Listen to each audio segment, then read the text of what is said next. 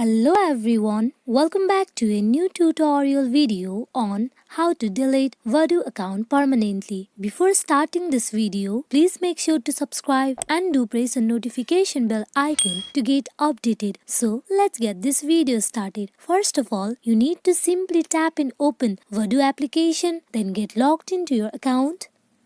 At first, you need to tap in profile icon on bottom of right corner. Tap on it. Now you tap in settings icon on top left corner.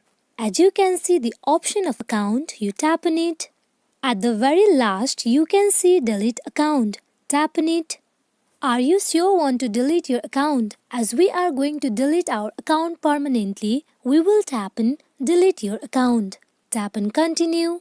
Can we change your mind? Here, if you're gonna change your mind, then you can stay for few days for free Badoo Premium. As we are going to delete account, we will tap on no, delete my account. Here, you can select some of the reason for leaving Badoo, or also you can create your own comment. For now, I am going with a random reason.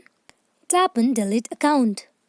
As you can see, I have been directed to the very first page of Badoo. This is how you can delete your Badoo account permanently. Hope this video is fruitful for you all on how easily you can delete your Badoo account permanently. Thank you.